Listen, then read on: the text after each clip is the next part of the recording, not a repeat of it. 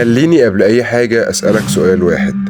تفتكر أنت كإنسان متوسط عمره من 60 ل70 سنة بتعيش فعلا 60 أو 70 سنة؟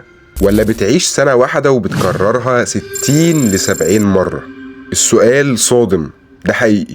أنا كمان اتصدمت لما تأملت سلوكيات الدجاج لفترة مؤخرا، ولاحظت وعرفت دماغها بتشتغل ازاي، وأدركت ازاي أغلب البشر بيفكروا وبيعيشوا زي الدجاج محدود الفكر والقرار ده للأسف.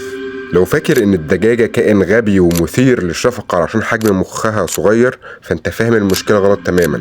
الدجاجة مش كائن ضعيف، الدجاجة كائن مرعب، والرعب اللي فيها نابع من كونها آلة بيولوجية محدودة الفكر. الدجاجة زي ما كلنا عارفين هي كائن عايش على نمط تكرار معتمد على المحفزات الخارجية. الشمس تطلع فتصحى تصيح، تنقر بنفس الطريقة، تتخانق مع الطيور اللي حواليها بنفس الطريقة، تتحرك، تشرب، تنام بدون أي وعي منها. المرعب مش إن هي بتعمل كده، المرعب إن المشهد ده بيكرر نفسه كل 24 ساعة بنفس التفاصيل، بنفس النبرة وبنفس ردود الأفعال الميتة، كأنها متبرمجة على كود برمجي مستحيل يغلط أو يخرج عن السيطرة. الدجاجة مش بس عايشة على التيار الآلي أو الأوتوبايلوت، الدجاجة محبوسة جوه زنزانة ملهاش أي أسوار، شريط الذاكرة عندها ممسوح باستمرار، بالنسبة لها النهاردة هو دايما اليوم الأول والوحيد في الوجود. مفيش أي خبرة بتتراكم في راسها، مفيش أي درس اتعلمته من امبارح، ومفيش أي تصور أو طموح لبكرة. هي كائن بلا ماضي يستند عليه وبلا مستقبل يسعى له. لو راقبتها من بعيد هتلاقي حركة دؤوبة، جري ونقر ودوشة طول النهار، تحس ان في نشاط حقيقي بيحصل، ولكن المأساة الكبرى ان كل الحركة دي هي حركة في الصفر، في اللاشيء. الجري ده كله مش رايح في اي حتة، والنقر ده كله ما بيغيرش اي شيء في الواقع بتاعها. دي مش حياة بالمعنى الحقيقي للكلمة، دي مجرد استجابات شرطية بيولوجية، نبض شغال وجسم بيتحرك بالقصور الذاتي، يعني حركة كاملة بدون وعي، ووجود ممتد بلا أدنى معنى. المأساة الحقيقية مش في الدجاجة اللي محبوسة في القفص بتاعها، ولا اللي محبوسة جوه زنزانة بلا أسوار زي ما قلنا، ولكن المأساة الحقيقية هي في الكائن العاقل الواعي اللي بيتفرج عليها وبيشوفها وبيرعاها. الكائن العاقل اللي محبوس في نفس الدايرة الخبيثة وهو مش دريان بنفسه. أنا عايزك تبص لليوم بتاعك بعدسة مكبرة وتتأمل التفاصيل بتاعة اليوم بتاعك.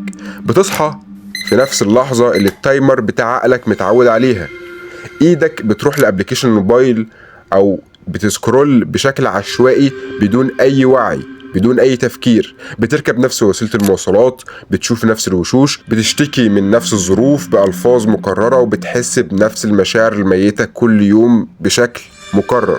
وفي اخر اليوم بتحط راسك على المخدة علشان تنام وتستعد لنسخة جديدة ليوم جديد اللي هو يوم مكرر من امبارح. انت فاهم انت بتعمل ايه؟ انت مش بتعيش يوم جديد، انت مجرد جهاز بيعمل ريبلاي، اعادة تشغيل لامبارح واللي قبله واللي قبله. طيب التكرار البشع ده بيعمل ايه في مخ الانسان؟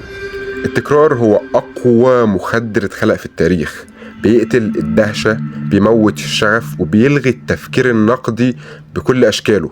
مع الوقت انت ما بتبقاش شخص بيفكر وبياخد قرارات، انت بتتحول لنسخة مكررة شغال ببرمجيات قديمة اتزرعت فيك وحفظتها. المنبه يرن فتصحى بشكل تلقائي، تتزنق في مشكلة فتنفعل بنفس الطريقة المعتادة، تحس بجهد أو إحباط فتهرب بوعيك وتتفرج على أي حاجة تافهة تفرغ دماغك وأفكارك. انت بتبقى مجرد رد فعل لمؤثرات خارجية تماما زي اي كائن مبرمج. والمرعب في موضوع لعنة النمط هي انها بتمارس عليك خداع نفسي متقن، وبتديك احساس بوهم الانجاز. تخلص اليوم وجسمك مهدود، طاقتك منتهية، عقلك مش قادر يفكر، فتقعد بينك وبين نفسك تقول انا طالع عيني طول اليوم وشغال على اخري وبعمل وبعمل وبعمل. ايوه يا صديقي، انت طالع عينك وطالع طاقتك ومستنفذ ومستهلك، ولكن الحقيقة المرة انك زيك زي الدجاجة اللي بتجري جوه الزنزانة بتاعتها. استهلكت كل حرقك البيولوجي ونشاطك العصبي في الحركة جوه نفس الدايرة، شقى طول اليوم، مجهود جبار، وفي نهاية السنة بتكتشف انك واقف في نفس نقطة البداية ومفيش اي خطوة واحدة اتحركتها لقدام. انت متخيل انك بتعيش 70 سنة على الارض؟ الحقيقة المرعبة انك بتعيش سنة واحدة بس، سنة واحدة ادركتها في سنة من السنين وبقيت تكررها بشكل غير واعي، وهتفضل تكررها لحد اخر يوم في حياتك. هي سنة واحدة وبتكررها 60 او 70 مرة.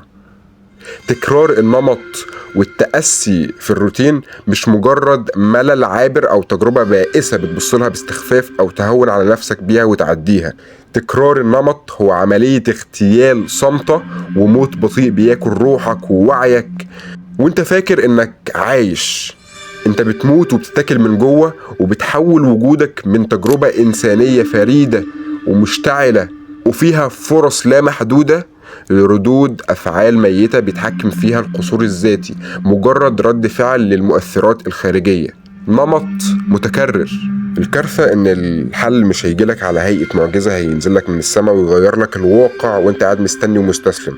الحل الوحيد بيبدأ من لحظة عصيان النمط أو عصيان البرمجة أو الخروج من الماتريكس، الخروج والهروب من المصفوفة.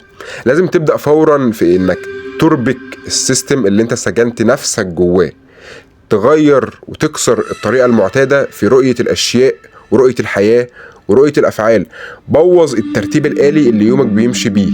خد قرار واحد على الأقل غير متوقع بالنسبة لعقلك واللي حواليك، وارفض الردود الجاهزة والمسارات الآمنة اللي انت حفظتها من المجتمع وبقيت بتكررها زي البغبغان من غير تفكير. انا عايزك تربك الجهاز العصبي وعقلك بنفسك وتخليه يتصدم ويفوق يصحى عشان يفتكر ويتعلم تاني انه كائن حي واعي ومفكر، مش مجرد مكنة شغالة بالدفع الذاتي ومستسلم للقصور، مش مستسلم للمصير. انت دلوقتي واقف عند مفترق طرق مفيش فيه حلول وسط. يا اما انك بتملك الشجاعة عشان تخاطر وتخرج بره السياج والزنزانة المريحة دي، انك تواجه المجهول وتتحمل ألم الحرية علشان تخوض تجربة الوجود الحقيقي كإنسان حر، يا اما ترجع تقعد هادي ومستكين جوه القفص تكرر يومك للمرة المليون وتستنى نهايتك المحتومة وانت بتتحرك وانت ميت اصلا من جوه.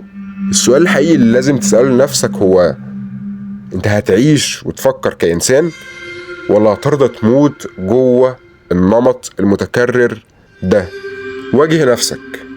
انت قدامك خيارين مفيش غيرهم، يا اما تخاطر وتخرج بره السور وتواجه المجهول علشان تحس بطعم الحرية والوجود الحقيقي كإنسان، يا اما ترجع تقعد هادي في القفص تكرر يومك للمرة المليون وتستنى نهايتك وانت نايم على نفسك غير واعي. القرار بتاعك، هتعيش إنسان ولا هتموت في النمط؟ شكرا ليك واشوفك الفيديو الجاي.